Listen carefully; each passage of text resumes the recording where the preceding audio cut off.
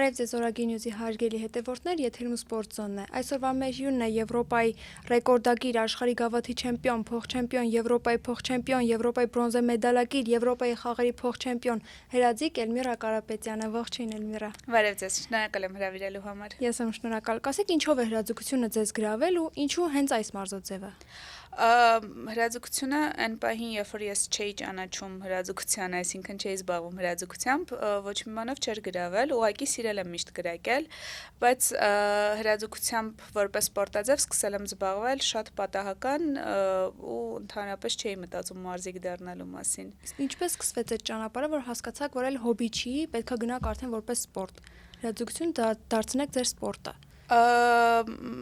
Այդ եղել է հենց առաջին օրվանից, երբ որ առաջին անգամ կրակել եմ ատրճանակով, այսինքն երբ մտա հրաձգարան ու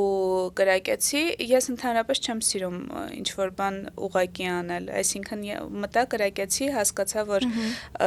դուրս գալիս է ու էլ չէի կարա ուղղակի որպես ուղղակի վերաբերվեի, էլի արդեն մտածեցի ինչ անեմ, որ մրցում գնամ։ Քանի տարեկանից եք սկսել որպես սպորտ զբաղվել հրաձգությամբ։ 19 տարեկանից եմ սկսել ու այդ ընթացքում արդեն լրիվ ուրիշ ուղղությամբ սովորում էի ինստիտուտում ու ընդհանրապես ոնց ասեցի սպորտսմեն չէի ուզում դառնալ։ Կարողանում եք համատեղել, որտեղ շատ դժվար է եւ ուսումը շարունակել, եւ զբաղվել սպորտով։ Ժամանակը կարողանում եք համատեղել։ Ես բացի դրանից նաև աշխատում էի, այսինքն համ սովորում էի, համ աշխատում էի, համ էլ սպորտով էի զբաղվում։ Իմ կարծիքով, երբ որ ինչ-որ մի բան ուզում ես, ժամանակ կգտնես, այսինքն ուղղակի time management-ի հարցեր խնդիր չեմ ունեցել։ Դուք մասնակցել եք օլիմպիական խաղերին ու այդ գրեթե բոլոր մարզիկների երազանքն է, որ պետք է մասնակցեն։ Ինչպես ստացվեց, որ իմացաք, որ արդեն մասնակցելու եք օլիմպիական խաղերին, ինչ զգացողություն ունեիք այդ ժամանակ։ Իմ օլիմպիական խաղերին մասնակցությունն էլ է հենց պատմությունը շատ տարօրինակ սկսել, որովհետև այդ շրջանում ես ուղղակի դեռ միջազգային մրցաշարերին էի ուզում մասնակցեի, ուզում էի միջազգային մրցաշարերում արդյունք ունենայի։ Մեր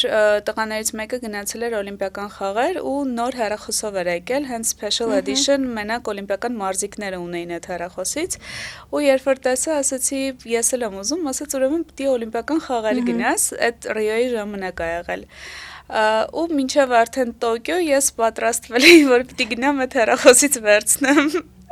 Արդեն այդ միտքը ոնց որ ծագել է այդտեղից է, էլի ծագել։ Տոկիոյի դեպքում շատ ուշ եմ իմացել, որ ընկել եմ հավաքական թիմ, այսինքն ունեմ ուղղագիր։ Ուրախ էի։ Չգիտեմ, ուրախ էի, իսկ բանի Փարիզի դեպքում ամենաառաջինն եմ վերցրել ուղղագիրը, այդ դեպքում էլ էի ուրախ, այսինքն տենց շատ տարբեր է եղել երկու օլիմպիադաներն։ Հեռախոսը վերցնելը ստացվեց։ Հա, իհարկե։ Կա հիմա օգտագործում եք այդ հեռախոսը, թե որպես այնտեղ մեդալի նման դրված ինչ-որ անկյուն ունի այդ հեռախոսը։ Չէ, հենց հիմա իմ հետ է այս հեռախոսը։ Օլիմպիական նշանով։ Հրաձգության մեջ ամենակարևորը որն է, որ ֆիզիկապես ամուր լինեք, կարողանաք զենքը պահել, թե ամեն դեպքում հոգեպես կարողանաք ամուր լինել, որպեսզի ձեռքը չդողա։ Մարզիկից է կախված, կան մարզիկներ, որոնք ֆիզիկական ուժի հաշվին են կրակում, կան մարզիկներ, ովքեր կրակում են ավելի հոգեբանության հաշվին, ես ֆիզիկապես թույլ եմ, այսինքն իմ դեպքում հոգեբանությունն է աշխատում։ Շատ մարդիկ, այդ թվում ես, լարվածության խնդիր ունեմ, չեմ կարողանում իմ լարվածությունը պահել։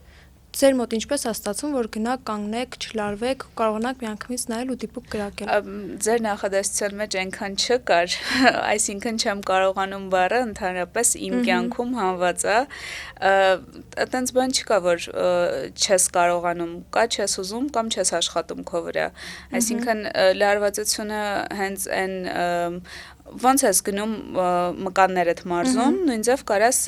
ուշադրությունդ մարզես, լարվածություն չունենալդ մարզես, այսինքն ամեն ինչը մարզելու վրա է ու էդ էլ տարիների ընթացքում մարզել եմ ուղղակի։ Երբ որ գնում եք կրակելու արդեն, ձեզ ժամանակ տրվում է, ինչ-որ ժամանակահատված, օրինակ ունեք 10 վայրկյան ժամանակ կրակելու համար մեկ պատրոնը։ Հա, ունենք վարժություն, որը ժամ 15 րոպեում պետքա 60 կրակ կրակենք, դրանից հետո ֆինալի դեպքում արդեն 4 րոպե 10 վայրկյան տրվում է 5 կրակի համար 2 անգամ, ու դրանից հետո 50 վայրկյան մի կրակի համար։ Ես տեսա օլիմպիական խաղերից մի հատված, երբ որ թուրք մարզիկը եկա միանգամից կանգնեց ու կրակեց, ինձ համար այդ շատ զարմանալի է իրականում, ոնց կարող է մարդը գա, կանգնի ու կրակի։ Դուք որի կողմնակիցն եք, գալ, ուշադրություն դարձնել, երկար մտածել, հաշվարկել ու կրակել, թե իրենական միանգամից գալ, նայել, տեսակ ու կրակեցիք։ Ֆինալի ժամանակ դու հնարավորություն չունես գաս հաշվարկես ինչ-որ տենց երկար բաներ անելու ընդհանրապես հնարավորություն չունես, այսինքն եթե դու գալիս ես արդեն ֆինալում ես, դու ունես այդ 50 վայրկյանը, պետք է բարձրացնես ուղղակի կրակես, ու ինչքան երկար ձգեցիր, այդքան լարվածությունդ շատանալու է։ Հրաձգության մասին ես իմացել եմ միայն ձեզանից ու ձեր TikTok-ի ռիլերից, ինչու Հայաստանում հրաձգությունը զարգացած չէ։ Հրաձգությունը զարգացող սպորտաձև է ու այս վերջին տարիների ընթացքում շատ մեծ զարգացում է ապրում, ուղղակի երևի պոպուլյար սպորտ չի, բայց փորձում ենք դարձնել, այսինքն մարքեթինգի վրա շատ մարքեթինգը, չգիտեմ, ինչպես եք փորձում այդ զարգացումը տանել։ Նախ սպորտսմենները սկսել են աշխարհում, Եվրոպայում աշխարհում մեդալներ վերցնել, այսինքն մեր դեպքում ավելի հենց մեդալը պոպուլյար է դարձնում սպորտաձևը, վերջին տարիներին շատացել են մեդալները, հետո շատ լավ աշխատում են Հայաստանի հրաձգության ֆեդերացիայի նախագահ Արտուր Հովհաննիսյանը, գլխավոր քարտուղար Արեգ Սարիբեկյանը ու գլխավոր մարզիչ Սերյան Նիկողոսյանը, ասենց իրանց եռյակը ամեն ինչ անում է, ջանքեր չի խնայում, որ հրաձգությունը մաքսիմալ դառնա հայտնի սպորտաձև։ Ես էլ իմ կողմից ինչ կարողացել եմ, ոնց որ դա էլ իմ միտքն է եղել, որ ինչ որ ձև ես էլ պոպուլյար դարձնեմ հրաձգությունը։ Փակագծերը կբացեք ձեր մասով, ինչպես եք օգնել հրաձգության զարգացմանը։ Օլիմպիական խաղերից առաջ, դե ես շատ վաղուց ունեի ուղղագիրը ու օլիմպիական խաղերից առաջ մտքովս անցավ մի տարի հետ հաշվարկ անեմ մինչև օլիմպիական խաղեր ու շատերս մոտիվացիայի կարիք ենք ունենում, հիմնական միտքը մոտիվացնելն էր մարդկանց, այսինքն այդքան հրաձգության մասին ես չէի խոսում, ինչքան խոսում էի, որ այդ չեմ կարող բառ չկա, ոչ մի բան չի լինի փոխել չկա, ամեն ինչը ոնց որ մեր ձեռքերում է ու սահմանափակումներ էլ չկա, այսինքն չկա, ես արդեն մեծ եմ կամ չգիտեմ, ինչ որ տարիքս են չի, ամեն տարիքում հնարավոր է քո ուզածին հասնել ու քո ուզած, քո սիրած գործով գումար աշխատել։ Հիմնականում այդ էր թեման ու նաև պատմում էի հրաձգության մասին իհարկե, տենց ամեն օր վիդեոներ էի նկարում ու այդ ընթացքում շատ էր, արդեն տարբերությունը մենք տեսանք ինչքան էին ընդունվում ու ինչքան սկսեցին ընդունվել մարզիկները։ Ձեր TikTok-ի ռիլերը շատ եմ նայել, միշտ հետևում էի, բերում էր, բայց հիմա ակտիվություն չեմ նկատում։ Ինչու։ Մի քիչ գրաֆիկի հետ է կապված ինձ թվում է, որ չեմ հասցնում, հետո օլիմպիադայից հետո մրցումներն էլ էին քչացել, բայց օլիմպիական տարին այս տարվա վերջից սկսվում է, բացի դրանից Հայաստանում հեսա անցնելու է Եվրոպայի առաջնությունը պատմության մեջ առաջին անգամ ու այդ թեմայով էլի կանեմ ռիլեր, որովհետև կարծում եմ այդնենց մեծ ձեռքբերում է հրաձգության ֆեդերացիայի համար, որ դրա մասին ինչքան հնարավոր է շատ մարդ պետք է իմանա։ Ասիկ, որ ամեն մարդ իր սիրած գործով կարող է գումար աշխատել։ Հայաստանում առհասարակ սպորտով գումար աշխատելը շատ դժվար է, որովհետև ֆինանսը սպորտսմենները միշտ գալիս պատմում են, ֆինանսը շատ քիչ է։ Հրաձգության պարագայում մարզիկը կարա ֆինանսապես իրեն ապահովի այդ սպորտաձևով։ Ճիշտն ասած չգիտեմ ինչ սպորտսմենների հետ եք խոսել, բայց այն սպորտսմենները, ովքեր Եվրոպա աշխարհ մեդալներ ունեն, մասնակցում են օլիմպիական խաղերին ու այդ սպորտսմենները վատ չեն վարձատրվում, այսինքն իմ կարծիքով սպորտսմեն մնալու համար, որպեսզի դու չզբաղվես ինչ-որ կողքից ուրիշ գործով, այս պահին էլի կա պետության կողմից աջակցություն, որովհետև մի քանի տարի առաջ ավելի վատ էր։ Այսինքն այդ դրականը պետք է միշտ տեսնել, էլի, որովհետև կա փոփոխություն։ Իսկ տարիքային սահմանափակումը Օրինակ 5 տարեկան երեխան բնականաբար չի կարող, որտեղից է սկսում ու մինչև որտեղ կարող է գնալ։ Ընդունելությունը 12-ից մինչև 16 տարեկանն է հիմնականում, ճիշտ տարիքը հրաձգությամբ զբաղվելու համար այդ տարիքն է համարվում, որ համ ձևավորված լինես արդեն, համ էլ հասցնես մասնակցես երիտասարդների առաջնություններին, որովհետև իմ դեպքում ես չեմ կրակել երիտասարդների հետ, այսինքն այն մարդիկ, ովքեր իմ տարիքում կրակում էին, իրանք շատ վաղուց արդեն պարապում էին երիտասարդների հետ կրակել էին, իսկ ես ուղղակի ոնց որ միանգամից մեծերի հետ եմ սկսել կրակել։ 19-ից ինչպես ստացվեց, որ ձեզ ընդունեցին, որտեվ 16 տարեկանից վերջ էլ չես կարող։ Ոնց ասացի, իմ դեպքում չի լինում, որ չի կարելի։ Կարևորը մարդու մտքին տեղ լինի ու ինչ որ ամեն օրենք ինձ թվում է ինչ որ բան ունի, որ կարաս ինչ որ ձև անցնես, համոզես, կարևորը քո ուզածին հասնես։ Երբևէ եղել է ինչ որ բան, որ մտածեք, որ չեմ կարողներից եղել է, որ գա ձեր ուղեղի մեջ ու ասի, չէ, ես մի բանը չեմ կարող։ Ամեն դեպքում որ թողնեք սպորտը, վերջ։ Չէ, լինում է, որ հոգնած եմ լինում, այդ ինձ թվում է բոլորիս մոտ է լինում, ինչ որ հոգնածություն է լինում, սպառված ես լինում, այդ դեպքում ուղղակի ես շատ լինում է, որ մարզիկները չեն նկատում այդ պահը ու տենց պարապելով սկսում են զզվել, այսինքն քո ամեն օրը արդեն չի անցնում ոգևորված գնաս պարապմունքի։ Իմ դեպքում ես հենց նկատում եմ, որ ոնց որ հոգնել եմ, ինչ որ սպառվածություն կա, եղել է մի ամիս չեմ գնացել պարապմունքի, եղել է մի շաբաթ չեմ գնացել պարապմունքի, ուղղակի հանգստացել եմ, գնացել եմ ինչ որ երկիր ճանապարհորդել եմ, հետ եմ եկել, չգիտեմ, փոխում ես աուրան ուղղակի ու հետ ես գալիս, բայց տենց որ թողեմ սպորտը չէ։ Ուրիշ սպորտաձևերում էլ գիտեմ, որ եթե դադար են տալիս երկարաժամանակ, հետ վերադառնալը դժվար է լինում։ Ու ցանկացած առօրյայում էլ, որ օրինակ երկարաժամանակ աշխատանքի չես գնում, դժվար է վերադառնալը։ Այդ մեկ ամիս, որ ձեզ տալիս եք հանգստի, այդ չի խանգարում իդ վերադառնալուն։ Ես եղել եմ մոտ 3-4-5 ամիս չեմ պարապել բալիկ ունենալուց հետո, ու եկել եմ դրանից հետո հենց ուղեգիրն եմ վերցրել, այսինքն չգիտեմ, իմ դեպքում ես նայած չեմ մտածում, այսինքն իմ դեպքում այդ ուղղակի հանգիստ է եղել, պիտի տաս հանգիստ, իմ պատկերացմամբ, երբ որ դու շատ ինտենսիվ պարապում ես, պիտի ունենաս հանգստի ինչ-որ հատվածներ, ամեն մարդ ինչ-որ մի ձև է վերաբերվում դրան, հա դժվար է լինում, բայց դժվար լինելը անհնարին չի էլի։ Նշել եք ձեր հարցազրույցներից մեկում, որ ձեր բալիկը միշտ ձեր հետ գալիս է։ Ինչպես եք հասցնում, որ մրցաշարի ժամանակ եւ պարապեք, եւ ձեր բալիկին խնամեք, եւ հանգստանաք, եւ վայելել այդ մրցաշարը։ Հանգստանալ չի ստացվում, անենք հանգստանալը, իմ մարզիչը շատ լավն է, շատ սիրում եմ ձեզ ընկեր Սերյան, ինքն է նայում բալիկիս, երբ որ բալիկս գալիս է մեր հետ մրցումների, իրար հետ խաղում են, մինչև ես կրակում եմ, մարզվում եմ, այդպես, իսկ հեռու երկրներ եթե գնում եմ, մնում եմ մամայի մոտ,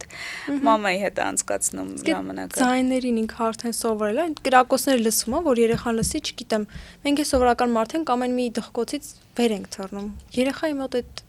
Ես 7 թե 8 ամսական հղի էի, կրակում էի 25 մետր, ամուսինս մտավ ու սենց վերա թռնում, այդ ամեն կրակոցը շատ տենց բարձր էր, ու ես տենց կրակում էի, իմ համար նորմալ էր ու երեխուն էլ ինչ պիտի լինի, ու հետո երբ որ ինքը ծնվեց, էլի դե իմ հետ հենց 40 տարեկանից կարծեմ գնացել եմ պարապմունքների, որ հասցնեի պարապեի, այդ ժամանակ ինքը էլի գալիս էր, իմ հետ ընդեղ հանգիստ պարկում էր, ոնց որ ինքը արդեն ավտոմատ սովորած լիներ այդ ձեներին, ու մինչև հիմա էլ իր համար այդ ուղղակի ձայները։ Ձեր ամենամեծ աջակցողը ով է եղել ձեր ճանապարհին։ Ես։ չգիտեմ, իմ էնտուզիազմը երևի, որովհետև ես, այսինքն իմ ընտանիքի ինձ աջակցում է, ամուսինս աջակցում է, երեխան աջակցում է, ֆեդերացիան աջակցում է, բայց եթե չլինի ինքս իմ հանդեպ հավատը, չգիտեմ, այդ ամեն ինչը այդքան մեծ նշանակություն ոնց որ չի ունենա։ Դրա համար ինձ թվում է ամեն մարդ նախ եւ առաջ իր վրա պետք է հույսը դնի։ Իսկ խանգարող հանգամանքներ չեն լինում։ Միշտ։ Օրինակ։ Դե ինչ ասես, ես այնքան տարբեր մրցումներ եմ գնացել, այնքան տարբեր իրավիճակների մեջ եմ եղել, որ արդեն չես էլ ուշադրություն դարձնում տենց լինում է հասնում ես տեղ զենքդ փչացած է լինում, ճանապարհին ինչ որ բան է եղած լինում, հասնում ես չի գրակում։ Դուք եք տանում ձեր զենքերը։ Հա, մենք զենքերով ենք թռնում ու եղել է որ ուղակի պարապմունքի վերջին պարապմունքի ժամանակ զենքս փչացել է, տենց վազել եմ, տենց գնացել եմ, գտել եմ, սարքել են, եկել եմ, կանգնել եմ, Չեն տալիս այնտեղ տրամադրեն ինչ-որ։ Չէ, նույնիսկ մարզական հագուստներն են, որովհետև տրամադրում զենքը։ Չէ, մեր դեպքում ամեն մարդ իր զենքով է թռնում։ Ոյ։ Իսկ աշխարհի չեմպիոն դառնալուց հետո ձեր մոտ ինչ-որ բան փոխվեց։ Աշխարհի գավաթ հաղթելուց հետո։ Աշխարհի գավաթ։ Չէ,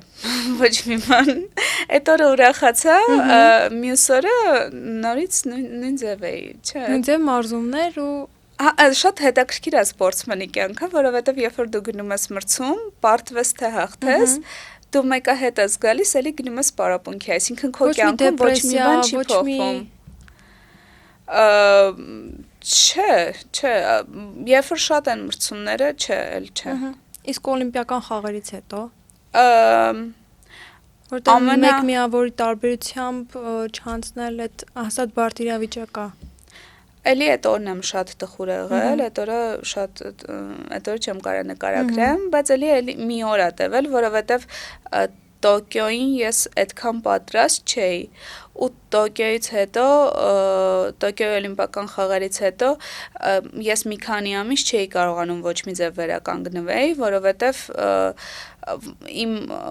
ամբողջ կյանքը գծել էի մինչև Տոկիո։ Ու Տոկիոյից հետո չունեի ոչ մի պլաններ։ Ու այդ շատ դժվար էր ինչ որ հետ գալ կյանքին, երբ որ դու ընդհանրապես ոնց որ քո պլանների մեջ մենակ այդքանն էր։ Ու այդտեղ վերջանում էր արդյունքը քո պատկերացման պետքա լավը լիներ, բայց կապ չունի, քո բոլոր պլանները Տոկիոյում էին։ Դրանից հետո պլաններ չունեիր։ Ու Փարիզի ժամանակ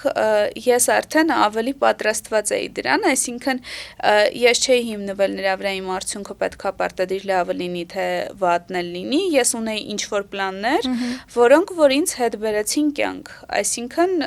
այդ շատ լավ մարզվել էի Տոկիոյի ժամանակ, որ Փարիզում այտենց դիպրեսիայի մեջ չընկնեի։ Հրաձգությունը զողողություններ պահանջում է։ Ինչն եք համարում զոհողություն։ Օրինակ մնացած սպորտաձևերում իրենք զոհողությունների են գնում թեկուզ իրենց մարմնի համար, երկար ժամանակ չեն սնվում, վերջին մի շաբաթում իրենց տանջում են, որպեսզի նիհարեն, որ կարողանան մասնակցել մրցաշարերին։ Հրաձգությունը նման զոհողություններ պահանջում է, որպեսզի կարողանաք մասնակցել։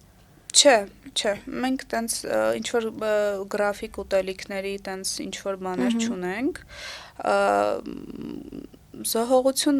օրվա քո գրաֆիկն է, այսինքն օրինակ եթե դու դառնում, բայց բոլոր սպորտերին է վերաբերվում, օրինակ եթե դու սպորտսմեն ես ու ընտրել ես սպորտսմեն լինելու ճանապարհը,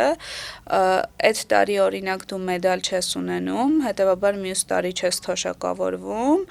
այդ տեսանկյունից շատ դժվար է այդ մի տարին ապրելը ու էլի սպորտով զբաղվելը, երբ որ դու ֆինանսական աջակցություն չունես։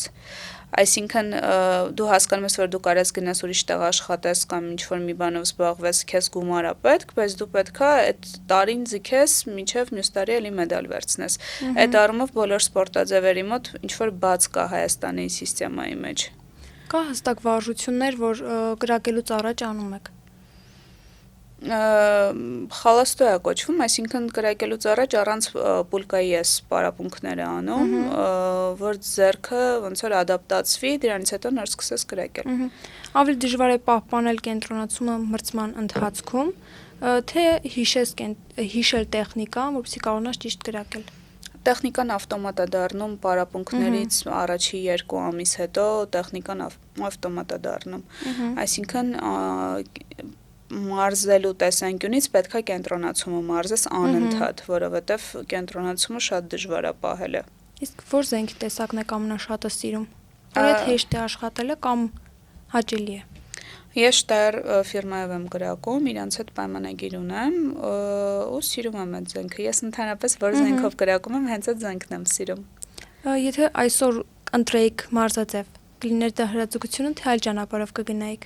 Հենց սպորտ, թե ընդհանրապես կյանքի Եթե սպորտ, որը կլիներ։ Չէ, եթե սպորտ միանշանակ հրաձգություն։ Իսկ եթե սպորտից դուրս, եթե կլիներ սպորտը։ Եթե սպորտից դուրս ես դրանից առաջ զբաղվում էի կինոյով, ուզում էի դերասան դառնալ, այդ ուղղությամբ կարոտել եմ այդ կյանքը, բայց իմ ընտրությունն է եղել կինոն թողելը ու շարունակել սպորտով, որտեվ պահ եկավ, որ արդեն երկուսը իրար հետ հնարավոր չէր, երկուսում կամ պետքա միջակ լինեիր, կամ մեկում լավը լինեիր, ու այդ օրը ընտրությունը գնաց հրաձգության կողմ ու շատ լավ ընտրություն եմ արել։ Իսկ ինչ խոր կտակ այն մարդկանց, ովքեր ուզում են սկսել հրաձգությունը։ Ուղղակի սկսեն, ոչ թե ուզեն մենակ։ Միայն սկսեն, սկսելուց հետո ամեն ինչ նորմալ կգնա, ոնց որ նորմալ է կյանքում ոչ մի բան չի գնում, պետք է ուղղակի արագ ադապտացվել ու հավատաս ինքդ քո ուժերին, չսպասես, որ քեզ ինչ-որ մեկը ինչ-որ բանով պետք է օգնի։ Ամենաառաջի օգնողը քեզ այդ դու ես։ Մինչև Տոկիո ասում եք, որ ձեր կյանքը գծել եք մինչև Տոկիո։ Իսկ Տոկիոից հետո ինչ ճանապարհ եք սկսել գծել ձեզ համար։ Տոկիոից հետո դե ոնց ասեցի մի 3 ամիս ուշքի էի գալիս։ Հետո ուղղակի հետ եկա իմ առօրյա կյանքին, ինչ որ տենց իմ ընդհանուր առմամբ իմ նպատակները, երազանքները շատ մեծ են լինում, ու այդ ճանապարհը ոնց եմ ես անցնելու, այդ ավտոմատ ինքն իրան գնում է, այսինքն ես ինչ որ չեմ մանրացնում իրան մանր երազանքներ սարքում, ես մեծերը դնում եմ, հետո գնում եմ։ Սպասում եք 28 թվականին։ Իհարկե։ Մի քանի բլից հարցեր ենք պատրաստել ձեզ համար, բայց պետք է արագ պատասխանեք ու առանց մտածելու։ Մարզվել առավոտյան թե երեկոյան։ Մարզվել առավոտյան։ Մարզումներից առաջ լռություն թե երաժշտություն։ Լռություն։ Արագ կրակել թե դանդաղ ու հաշվարկված։ Դանդաղ։ Որն է ավելի լարում ձեզ, մրցման առաջին կրակոցը թե վերջին։ Համ առաջինը, համ վերջինը։ Սառնասրտություն թե էմոցիա։ Սպորտում սառնասրտություն, կյանքում էմոցիա։ Մրցումներից հետո հանգիստ, թե անմիջապես վերսկսել պարապմունքները։ Հանգիստ։ Ձեր սիրելի զենքի տեսակը։ Steyr։ Զենք, որով շատ եք ուզում կրակել։ Որով որ հիմա կրակում եմ։ Երազանքների զենք չունեք, թեկուզ մեծ, որ Ես զենքեր չեմ սիրում, ես շատ տարօրինակ եմ, ես կրակել մենակ հրաձգարանում եմ սիրում, հենց իմ զենքով, տենց չեմ սիրում ինչ-որ Վալտեր թե Բարտինի։ Բարտինի 25 մետրի համար։ Քանի օր մնաց օլիմպիական խաղերին, հաշվել եք։ Չէ։ Շնորհակալություն Էլվիրա։ Ես էլ եմ շնորհակալ։ Շնորհակալություն, այսօր այսքանն էինք պատրաստել ձեզ համար, հետևեք մեր սպորտ զոնին։